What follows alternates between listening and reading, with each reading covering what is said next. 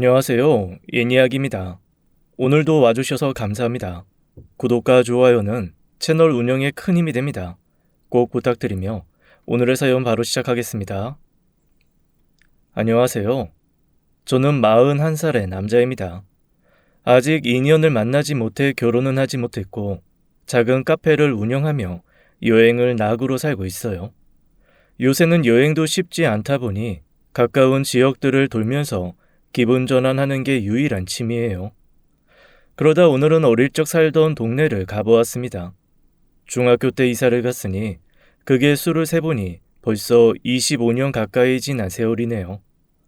오랜만에 들린 동네는 골목만이 제자리에 남아있고 가게며 집들은 전부 새로 지어 올린 것 투성이더라고요. 묘한 기분으로 한참을 걷고 또 걸어 제가 다니던 초등학교 앞에 다다랐습니다. 학교도 그동안 증축을 하고 교문을 새로 내며 많이 달라졌더군요. 그런데 그 와중에 어릴 적 형과 함께 자주 들리던 문방구는 그대로 남아있어 마치 타임머신을 타고 옛날로 돌아간 기분이 들었어요. 저는 형과 그렇게 이형제입니다. 우리 형제는 남들에겐 쌍둥이라고 알려져 있어요. 보통 쌍둥이 하면 똑 닮은 일란성 쌍둥이를 떠올리기 쉽지만 형과 저는 어디로 보나 쌍둥이는 고사하고 한 핏줄이 아니라고 해도 믿을 만큼 외모부터 성격까지 전부 다르답니다. 그래서 부모님들은 이웃 사람들에겐 우리가 이란성 쌍둥이라고 얘기를 하셨어요.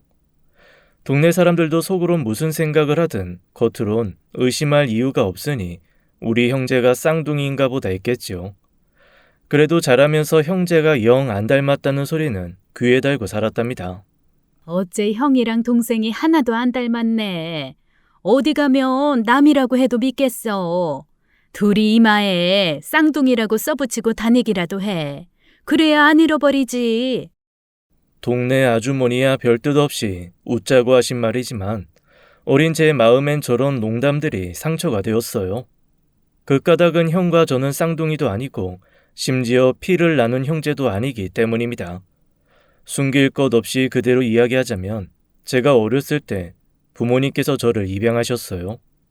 사실 자라면서 이런 이야기를 해주는 사람이 없었으니 당연히 몰랐습니다. 하지만 영원히 감춰지는 비밀은 없더군요. 그때가 형과 제가 9살 무렵이었어요. 형과 저는 가끔 싸울 때도 있었지만 성격이 달라서인지 대체로 서로의 부족한 부분을 메꿔주며 우애가 좋은 편이었습니다. 그런데 그날은 여느 날과 달랐어요. 시골에서 할머니가 올라오셨는데 형에게 용돈이라고 1,000원을 주신 반면에 저에겐 용돈을 안 주신 게 발단이 되었어요. 어린 마음에 그게 시샘이 나서 저는 등굣길부터 형에게 심통이 잔뜩 나 있었습니다. 그러다 학교를 마치고 평소와 같이 형과 함께 문방구에 들렀다가 결국엔 싸움이 나고 말았어요. 문방구에는 그날 새로 들어온 딱지가 있었는데 제가 무척이나 좋아하던 로봇 딱지였습니다. 형, 나 이거 사주면 안 돼? 제 딴에는 한 장에 100원 하는 딱지였으니 1,000원이 생긴 형이 사줘야 한다고 여겼던 것 같아요. 싫어, 나 이거 살 거란 말이야. 형은 하나에 2,000원 정도 하는 조립식 로봇을 집어들며 제 말을 딱 잘라 거절했어요. 그 순간 아침부터 쌓여있던 서름이 터지고 말았습니다.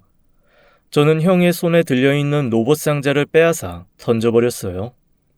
야, 김정태, 너? 뭐? 결국 저희 둘은 좁은 문방구 안에서 뒤엉켜 싸우기 시작했어요. 하지만 싸움이 오래가지 못했습니다. 때마침 학교 앞으로 저희를 마중 나온 할머니께서 그 광경을 보시게 되었거든요. 너희 뭐 하는 짓이냐? 바닥에 자빠져 서로의 머리를 한 움큼씩 쥐고 있는 저희에게 할머니가 달려오셨어요. 할머니는 제 손을 찰싹 때려 형의 머리카락을 놓게 한 후 형을 번쩍 하나 일으켰습니다. 그리고는 형이 다친 데가 없는지 구석구석 살펴보시더군요. 아이고, 내 새끼. 그래도 다친 데는 없구나. 다행이야. 형이 다친 곳이 없다는 걸 확인한 할머니는 저를 내려다 보셨습니다. 저는 이제 할머니가 저를 일으켜 세워 형처럼 살펴봐 줄 거라 생각했어요. 하지만 제 생각은 빗나가고 말았습니다. 얼른 일어나지 못해? 동네 창피하게 이게 뭐 하는 짓이야? 호통 소리에 놀란 제가 주섬주섬 일어나자 할머니는 형의 손을 잡고 문방구를 나섰어요. 내가 이러니 머리 검은 짐승을 거두는 게 아니라고 그렇게 일렀건만. 아직 어렸기에 그 말의 의미를 전부 이해하지 못했어요. 하지만 그만 밤이 되어서 부모님과 할머니가 나누는 대화를 듣고 저는 모든 상황을 알게 되었습니다. 어른들은 저희 형제가 잠들었다 생각하고 낮에 일을 서로 주고 받으셨어요. 어머니, 애가 무슨 잘못이 있다고 그렇게까지 말씀하시는 거예요? 온 동네 사람들이 지금 그 얘기만 하고 있어요. 내가 틀린 말 했냐? 애초에 정태 저거 니들 호적에 올리는 거 반대하지 않았니? 지금이야 어려서 투닥거리는 정도로 끝나는 거지만 나중에 정태적의 근태 앞길에 사사건건 방해가 될 거라는 건 안 봐도 훤한 일이다. 지금이라도 지 애미한테 연락해서 돌려줘. 어머님, 그게 도대체 무슨 말씀이세요? 정태가 물건이에요? 어떻게 돌려주라고 하세요? 정말 너무하시네요. 방문 밖에서 그 얘기를 듣는데 하늘이 무너지는 것 같았어요. 나이가 좀 더 있었다면 어른들한테 엿들은 걸 들키지 말아야겠다는 계산이라도 했겠지만 그 당시엔 그런 게 어디 있겠습니까? 저는 큰 소리를 내며 서러운 울음을 터뜨리고 말았습니다. 결국 제가 우는 소리에 어른들이 방에서 나오고 집안은 소란이 났어요. 우는 저를 달래던 부모님과 달리 할머니는 차가운 눈길로 저를 내려다 보셨어요. 무슨 애가 아침 저녁으로 저리 법석을 떠나 몰라. 시끄러우니 얼른 입 닦거라. 다음 날 저는 열이 펄펄 끓어 학교에 가지 못했습니다. 할머니는 아파서 누워있는 저를 한번 들여다보지도 않으시곤 다시 시골로 내려가셨어요. 그렇게 며칠이 지나는 동안 제 머릿속엔 집에서 쫓겨날지도 모른다는 두려움이 커져갔습니다. 가뜩이나 할머니의 냉랭함에 상처를 받았는데 부모님 또한 그 일에 대해서 아무 말씀 없으셨거든요. 거기다 학교 친구들의 악이 없는 물음이 저를 더욱 힘들게 한 것 같아요. 정태 너 어디서 주웠다는데 진짜야? 그럼 너희 엄마는 딴 데 있어? 이제 엄마랑 사는 거야? 사정을 모르는 형만이 제 편을 들어주었어요. 정태랑 나는 쌍둥이인데 그럼 나도 어디서 주워왔냐? 하지만 얼마 뒤에 형 또한 제가 입양된 아이라는 걸 알게 되었습니다. 그 일에 대해서 한참 아무 말씀 없으셨던 부모님이 우리 형제를 나란히 불러놓고 말씀하셨거든요. 오늘 엄마 아빠가 너희한테 할 말이 있어. 너희가 아직 어려서 이걸 어떻게 설명해야 할지 모르겠다만 정태는 낳아준 엄마가 따로 있다. 여러 가지 사정이 있어서 우리랑 가족이 되었지만 엄마 아빠는 정태를 남이라고 생각해 본 적은 단 한 번도 없단다. 그리고 그 사실은 절대 바뀌지 않을 거야. 그러니까 너희도 사람들이 뭐라고 하든 여태처럼 지내면 돼. 아빠 말 알겠지? 어린 마음에 아버지의 그 말이 얼마나 든든한지 그 며칠 느꼈던 불안감이 한 번에 싹 사라지는 것 같았어요. 동네에서도 부모님이 단도리를 하셔서 그런지 저를 둘러싼 소문은 금방 사그러들었습니다. 하지만 절대 풀리지 않는 문제도 있었어요. 바로 할머니와의 관계였죠. 그 일이 있고는 할머니는 저희 집에 오시지 않았습니다. 그리고 저 또한 시골 할머니 집에 가지 않았어요. 부모님께서 시골에 가야 할 일이 생기면 이웃집에 저를 맡기고 형만 데리고 시골로 가셨거든요. 물론 그럴 땐 또다시 버려졌다는 기분을 떨칠 수 없었지만 하루 이틀만 지나면 가족을 다시 볼 수 있으니 크게 힘든 일은 아니었어요. 어쨌든 부모님의 배려로 저는 국민학교 고학년이 될 때까지 할머니를 뵙지 않고 지낼 수 있었습니다. 그러다 제가 5학년이 되었을 때예요. 부모님은 여간에선 형과 제 앞에서 다투는 일이 없으신데 그날은 저녁을 먹다 말고 부부싸움을 하셨어요. 얘기를 들어보니 할머니께서 발목을 접지르는 바람에 저희 집에서 한동안 지낸다는 거였습니다. 그 얘기를 듣는데 어릴 적 기억이지만 할머니의 냉대가 떠올라 숨이 턱 막히더군요. 할머니가 올라오는 것 때문에 부모님은 양보 없이 다투게 되셨어요. 당신 엄마니까 당신이 설득해야죠. 어머니가 어디 내 말 듣는 분이셔? 길어야 보름에서 한 달 정도일 텐데, 그냥 넘어가면 안 돼. 한 달이고 두 달이고 그 기간을 말하는 게 아니잖아요. 하루 저녁만 같이 계셔도 오릴 달달 볶는 분인데 거기다 사실 바로 옆에 동선에도 있는데 굳이 불편하게 서울까지 오실 이유가 없잖아요. 크게 다치셔서 거동이 불편한 것도 아니고 지금도 혼자 충분히 다 하시면서 굳이 여기서 지내겠다고 하시는 이유가 뭔지 당신은 모르겠어요? 어머니의 얘기에 아버지는 크게 한숨을 쉬시곤 숟가락을 놓고 자리에서 일어서셨어요. 난 아무 말 못하겠으니까 그렇게 싫으면 당신이 직접 말해. 낯선 상황이다 보니 형과 저는 밥 숟가락을 들고 어찌할 바를 모른 채 고개를 떨구고 있던 기억이 납니다. 아버지가 방으로 들어가고 어머니는 속상한지 조용히 식사만 하셨어요. 저는 속으로 할머니가 저희 집에 오지 않기를 빌고 또 빌었습니다. 하지만 제 바람과는 달리 며칠 뒤 할머니는 저희 집으로 오셨어요. 안녕하세요. 저는 내키지 않은 얼굴로 쭈뼛거리며 할머니께 인사를 드렸어요. 하지만 할머니는 저를 본체 만체 하시곤 형에게만 관심을 주셨습니다. 아이고, 우리 큰태 몇 달 만에 보는 거냐? 어디 아픈 데는 없고? 할미가 준 용돈 다 쓰진 않았니? 네, 아직 많이 남았어요. 할머니는 오시느라 힘들지 않으셨어요? 버스 타고 택시 타고 왔는데 힘들게 뭐가 있니? 할머니는 그렇게 말씀하신 후 주머니춤에서 지갑을 꺼내 형에게 용돈을 주셨어요. 자고로 사내는 주머니에 항시 돈이 있어야 하는 법이야. 형은 가족들의 눈치를 살피는 듯 했지만 그 상황이 싫지 않은 것 같았어요. 그리고 그날부터 불행이 시작되었습니다. 할머니는 처음부터 그리 마음을 먹고 오셨는지 저를 완전히 투명 인간 취급하셨어요. 한 번은 할머니가 돋보기를 어딘가에 두고 기억을 못 하시는지 한참 집안을 왔다 갔다 하며 잡고 계시더군요. 그때 형은 방에서 책을 읽고 있었고 저는 친구들과 축구를 하기 위해 이제 막 나가려던 참이었어요. 그런데 운동화를 꺼내기 위해 신발장을 여는데 하필 그때 신발장 위에 할머니 돋보기가 놓여 있는 것이 제 눈에 띄고 말았습니다. 할머니와 얘기를 주고받는 것만으로도 숨이 막힐 지경이라 모른 척 나갈까 싶었지만 또 한편으론 돋보기를 찾아드리고 할머니께 잘했다는 칭찬 한번 받고 싶은 마음이 생기기도 했어요. 짧은 순간이지만 이걸 어찌해야 하나 꽤나 고민했습니다. 어머니라도 집에 계셨다면 고민 없이 신발장 위에 돋보기가 있다고 슬쩍 전해주고 나가면 끝이었지만 그땐 어머니는 장에 가셔서 집에 계시지 않았어요. 저는 할머니의 돋보기를 손에 쥐고 다시 집 안으로 들어갔어요. 그날 그때로 다시 돌아갈 수만 있다면 무슨 일이 있어도 할머니의 돋보기를 찾아주지 않았을 겁니다. 할머니, 안경 여기 있어요. 저는 할머니 바로 앞으로 가서 돋보기 쥔 손을 내밀며 말했어요. 할머니는 제 말에 아주 잠깐이지만 분명 제 손에 들린 돋보기를 보셨습니다. 그런데 저를 쓱 피해가며 계속해서 돋보기를 찾는 게 아니겠어요?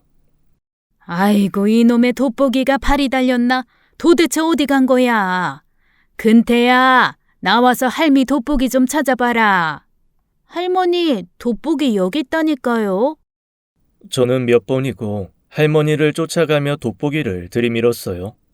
하지만 할머니 눈에는 그런 제가 보이지 않았나 봅니다.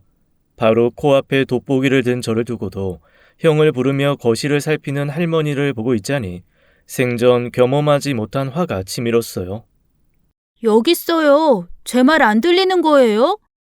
할머니는 제가 그러거나 말거나 다시 한번 방에 있는 형을 부르셨습니다. 근태야, 이리 좀 나와봐라. 할미가 돋보기를 영 못 찾겠구나. 그제야 형이 방문을 열고 나왔어요. 돋보기요? 정태가 들고 있는 거 할머니 돋보기 아니에요? 형이 방에서 나오며 물었어요. 하지만 할머니는 끝까지 잔인하기로 마음을 먹었는지 형이 그렇게 말하는데도 옆에 서 있는 제겐 눈길도 안 주셨습니다. 아마 모르긴 해도 제 얼굴이 검붉게 변하지 않았을까 싶어요. 온통 얼굴이 화끈거리는 게 수치심과 화가 동시에 차올랐거든요. 그제야 형은 상황이 심상치 않다는 걸 눈치채곤 얼른 제 옆으로 다가왔습니다. 할머니, 정태가 찾았네요. 정태야, 너는 이거 나 주고 얼른 나가봐. 애들이 밖에서 너 기다리고 있는 거 아니야? 하지만 형의 말이 더는 제 귀에 들릴 리가 없죠. 저는 돋보기를 쥔 손을 높이 쳐들어 누가 말릴 틈도 없이 안경을 바닥에 던졌습니다. 그리고도 분이 풀리지 않아 맨발로 안경을 짓밟아 버렸어요. 결국엔 부셔진 안경테에 발이 찔려 피가 철철 나고서야 멈췄습니다. 할머니와 형은 놀랐는지 말릴 엄두도 못 내고 그저 제가 쩔뚝이는 발로 운동화를 신고 현관을 나서는 걸 지켜만 보더군요. 그때 제가 무슨 마음을 먹었는지 전혀 기억이 안 납니다. 그냥 무척 화가 나 손발이 떨리고 정신이 멀찍이 달아났던 것만 기억나요. 한참 갈 곳 없이 쩔뚝이며 걸어가고 있는데 누군가 저를 붙잡는 바람에 멈춰섰습니다. 고개를 들어 바라보니 이웃집 아주머니가 저를 붙들고 계시더군요. 정태야, 왜 그래? 무슨 일 있어? 아주머니가 절 바라보는 눈빛에서 근심이 느껴지자 그제야 정신이 돌아오는 것 같았어요. 그런데 그 순간 가장 먼저 깨달은 건 발바닥이 타는 것처럼 아프다는 사실이었습니다. 아줌마, 발이 너무 아파요. 그날 저는 아주머니의 도움으로 병원에 가서 발바닥을 5반을 꿰매고 집으로 돌아갔어요. 아주머니는 저를 집까지 데려다 주신 후 부모님께 자초지정을 설명하셨습니다. 아까 저 큰 길에서 정태를 만났는데 발바닥에서 피가 철철 나잖아. 우선 급한 대로 병원 먼저 데려갔다 왔어요. 내일 또 소독하러 가야 된다니까 잊지 말고 정태 데리고 병원 가봐. 고마워요. 은주 엄마 아니었으면 어쩔 뻔했어. 정말 고마워. 어머니는 아주머니를 배웅하며 몇 번이고 고맙다고 하셨어요. 아주머니가 가시고 난 후 저는 제 방으로 가는 척 할머니 방을 슬쩍 보았습니다.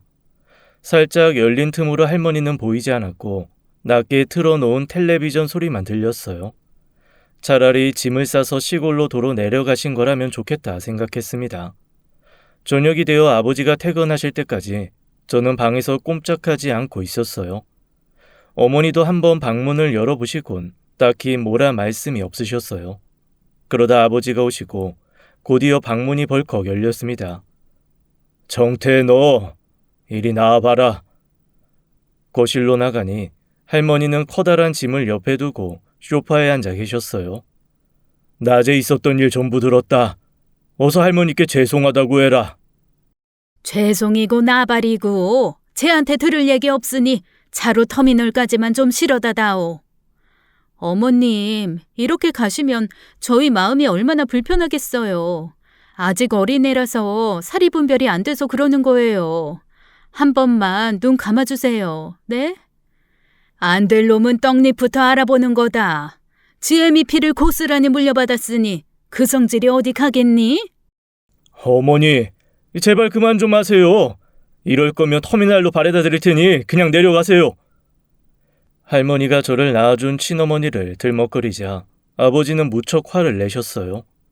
그 바람에 할머니도 기세가 한풀 꺾여 입을 꼭 다무셨습니다.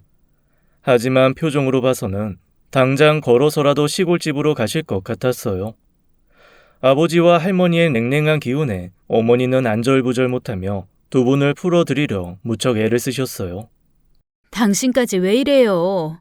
어머님, 우선은 방에서 화 좀 내리시고 좀 이따 다시 얘기해요.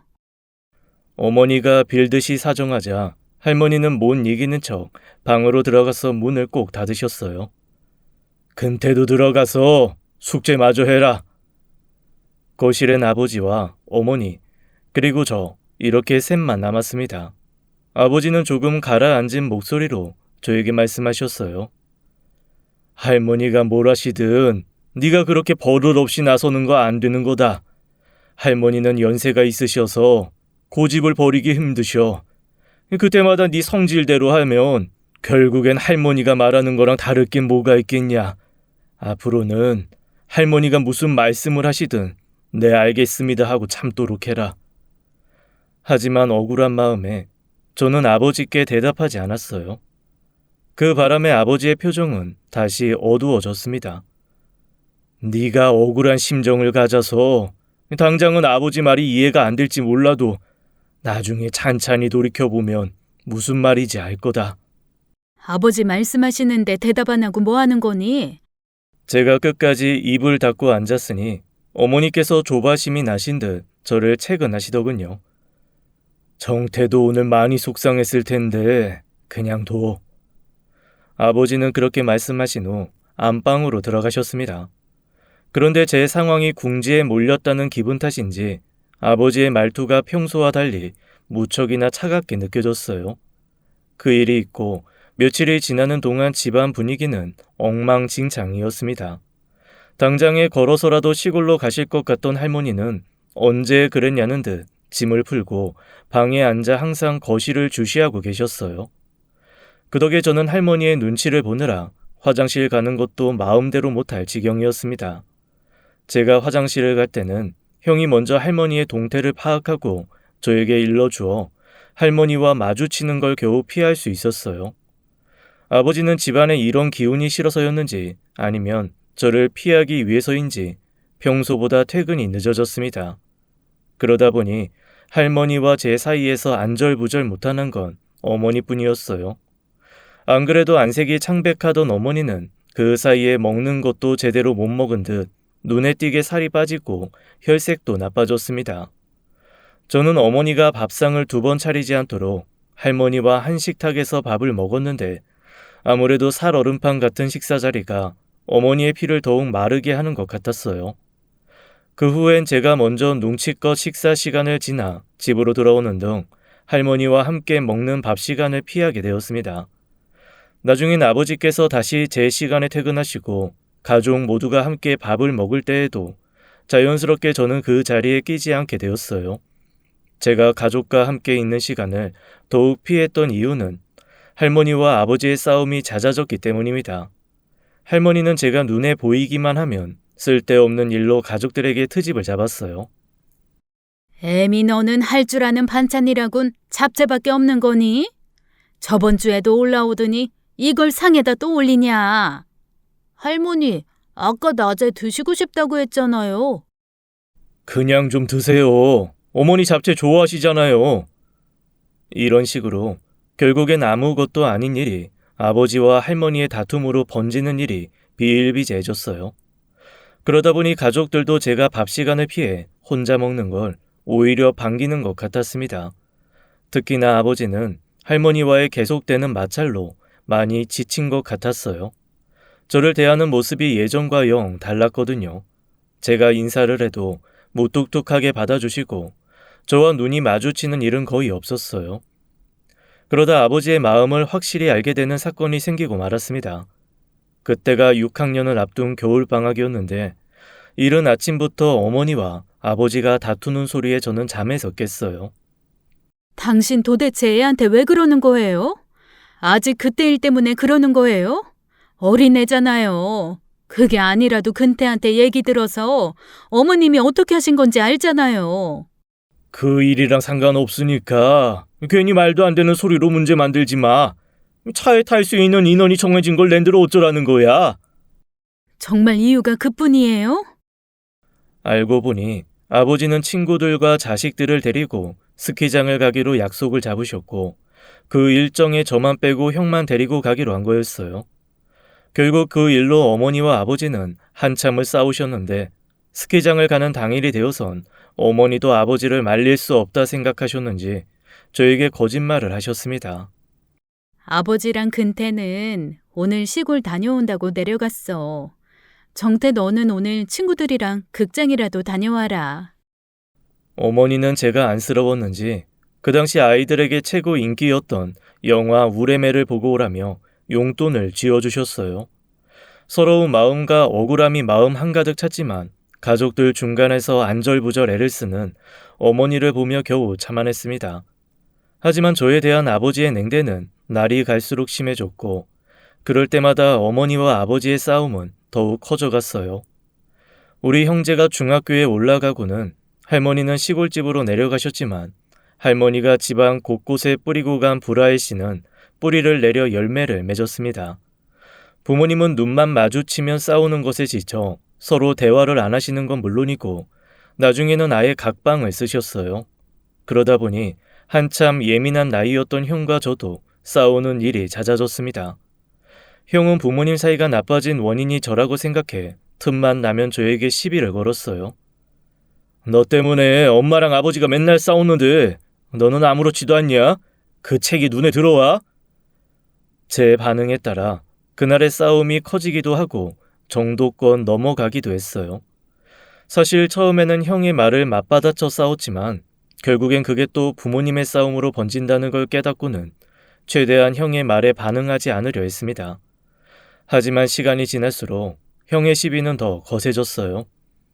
사춘기가 시작된 것도 하나의 이유였겠지만 술 취한 아버지가 저를 낳아준 어머니에 대해 한마디 한 것이 화근이 된 것이었죠.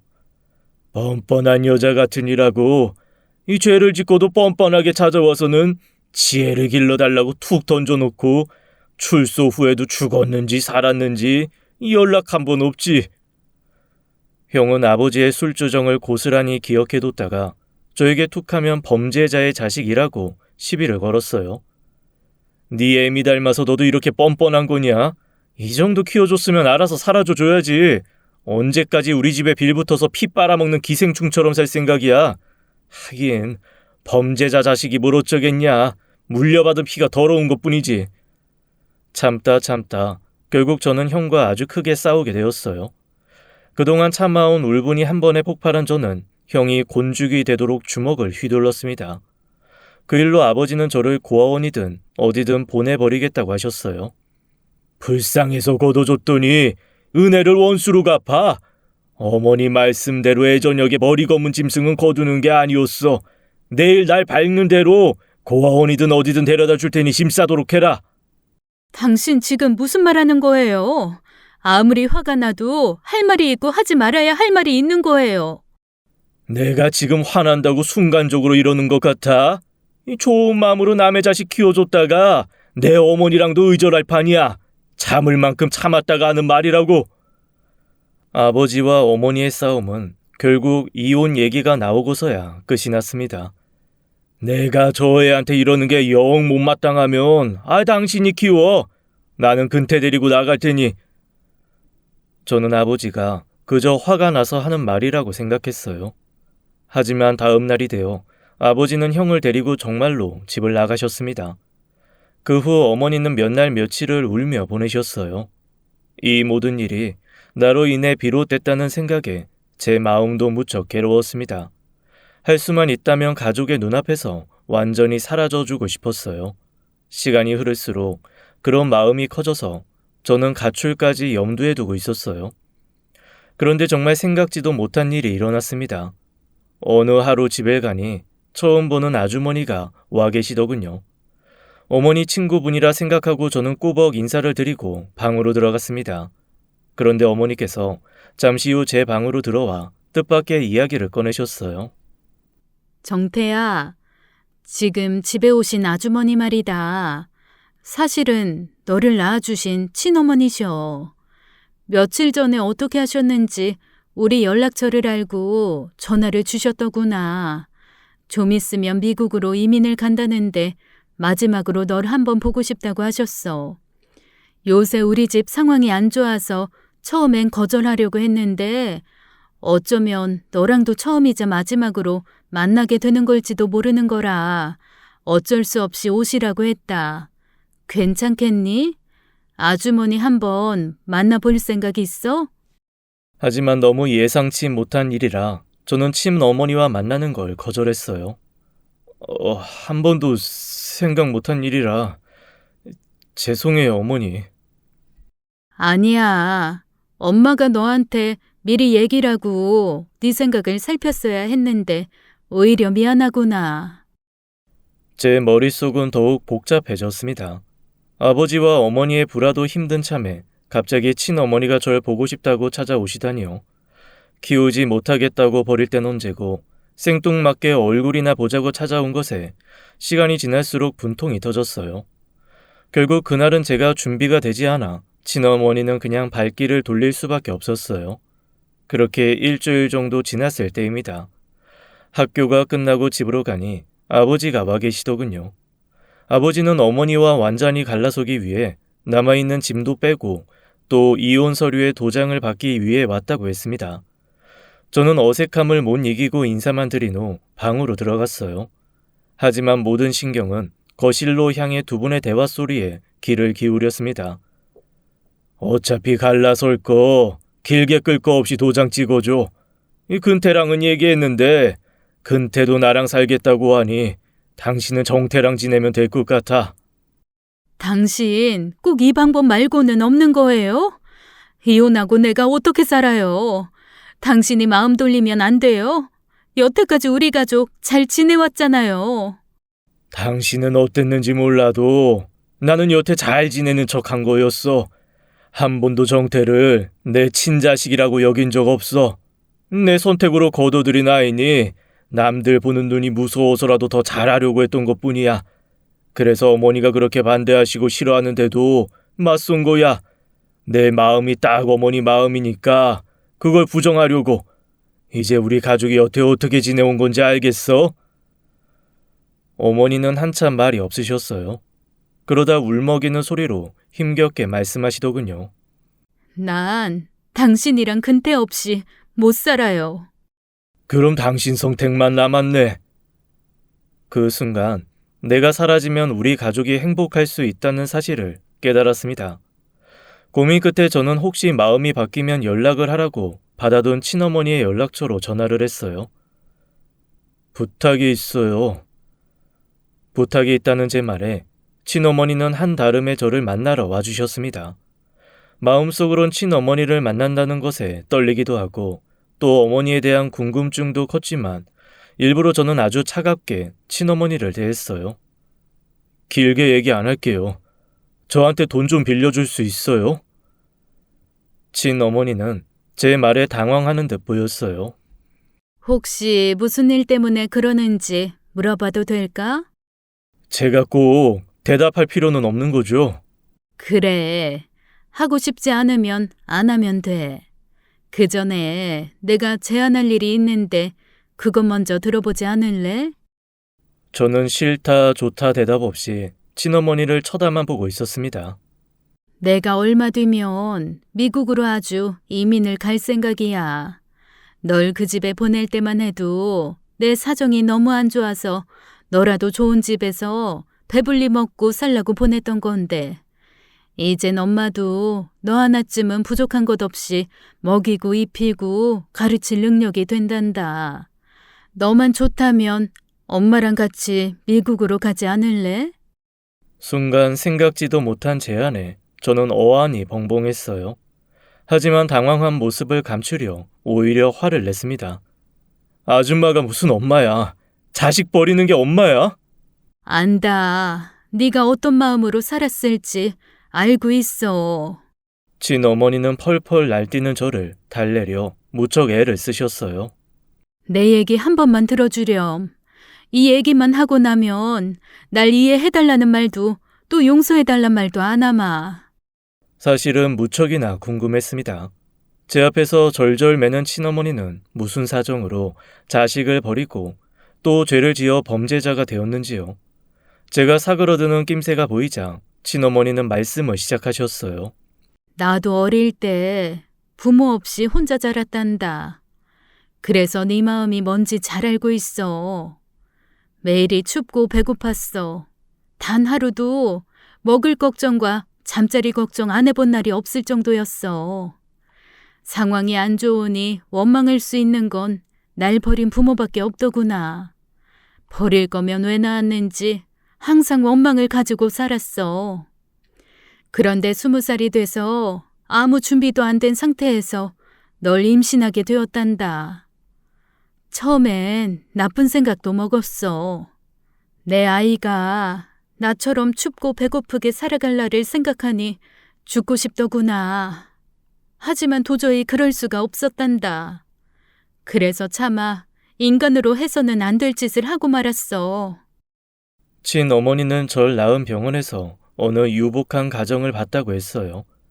그때 내 자식이 저런 집에서 자라면 좋겠다는 생각을 하셨답니다.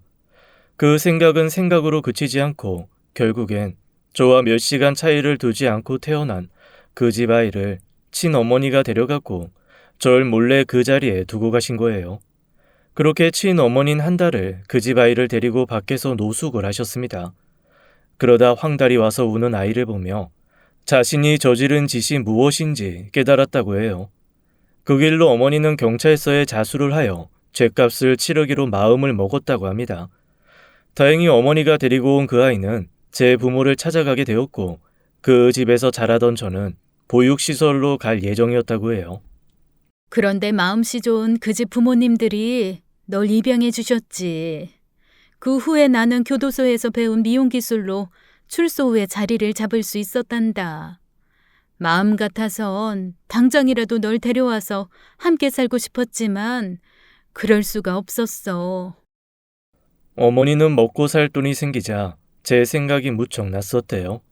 그래서 절 보기 위해 그 집 앞을 아무도 몰래 수십 번도 더 다녀갔다고 합니다. 그런데 그때마다 행복한 가정을 이루고 사는 저와 부모님들의 모습에 차마 그 앞에 모습을 드리울 수 없으셨대요. 그럼 왜 이제 와서 미국에 같이 가자는 소리 나는 거예요? 어머니의 이야기가 끝이 나고 저는 한풀 꺾인 목소리로 물었어요. 그냥 이제는 내가 널 더 행복하게 해줄 수 있을 것 같아서 그래. 그날 집으로 돌아가는 길에 제 마음은 친어머니를 따라가는 것으로 꽤나 기울었어요. 친어머니에 대한 모든 미움이 사라져서 그런 것이 아니라 더는 제가 갈 곳이 없었기 때문이에요. 하지만 한 가지 마음에 걸리는 것이 있었습니다. 모든 것을 포기하면서 저를 친자식처럼 길러주신 어머니가 마음에 걸렸어요. 어떤 선택을 하는 것이 옳은 것인가 고민이 되었죠. 하지만 막상 집에 도착했을 때 그 답은 나와 있었습니다. 아버지와 형이 다시 집으로 돌아와 있었거든요.